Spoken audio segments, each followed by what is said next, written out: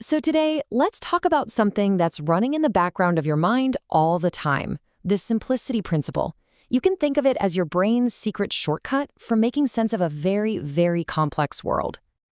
And let me just start by asking you something. Have you ever wondered why we almost always go for the simple explanation over the complicated one? I mean, is it just us being lazy, taking the easy way out? Or is there something way deeper going on? Something hardwired into how our brains actually work? Well, that is exactly what we are going to dig into. Okay, so our first stop on this journey is to get our heads around the brain's built-in simplicity bias. And just to be super clear right from the start, this is not about avoiding hard thinking. Cognitive science actually shows that our minds have this real measurable preference for simpler ideas. It's a feature, not a bug, right? It's an operating principle. Okay, but how on earth do you measure something as fuzzy as simplicity? Sounds impossible, right? Well, it turns out scientists have a really clever way of doing it. They think about concepts as mental recipes. So the official name for this whole idea is this simplicity principle. And what it really boils down to is this. Whenever you're learning something new, your brain doesn't just look at all the options and treat them equally.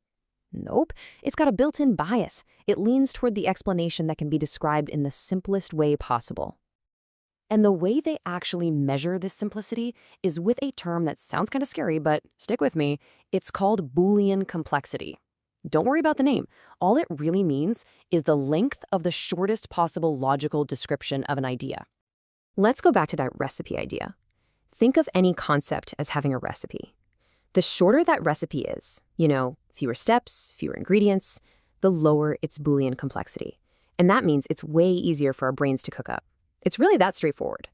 Okay, so this isn't just some abstract theory stuck in a lab. The simplicity principle, it pops up everywhere. And I mean in some really surprising real-world situations. This one single idea helps explain patterns in all sorts of things, like how we learn puzzles, how we make sense of what we're literally seeing with our own eyes, and even something as huge as how we learn language. So, yeah, let's just quickly touch on each of those.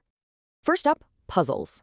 It's pretty amazing, but experiments have shown that how difficult you personally find a new concept or puzzle is directly predicted by its Boolean complexity.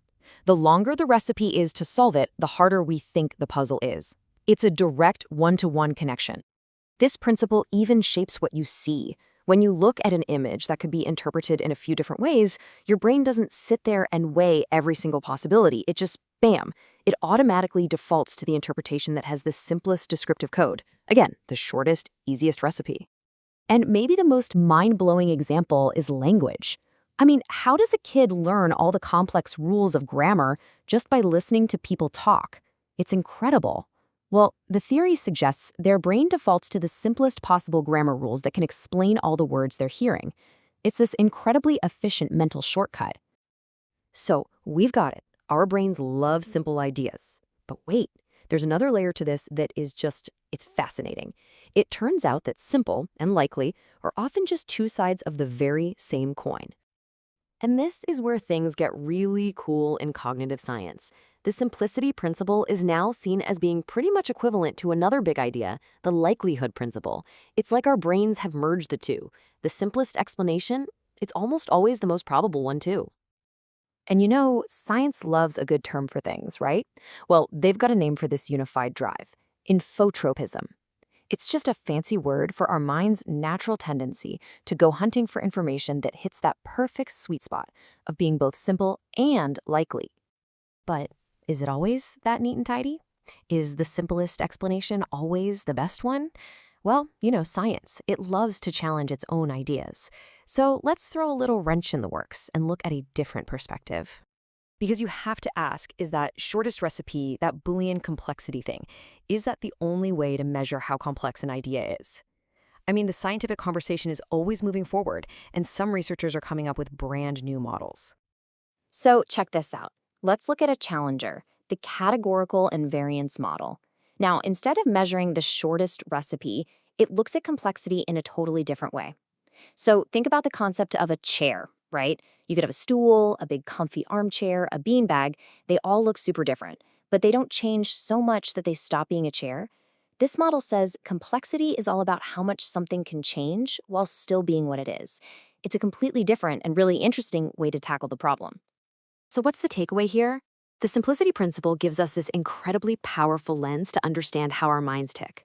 But the science, of course, doesn't stop there. The research itself kind of leaves us hanging with this big open question. How will these new ways of measuring complexity change or refine what we know about this fundamental bias? It's just a perfect reminder that even the quest to understand simplicity is, itself, wonderfully complex. Thanks for joining me for this explainer.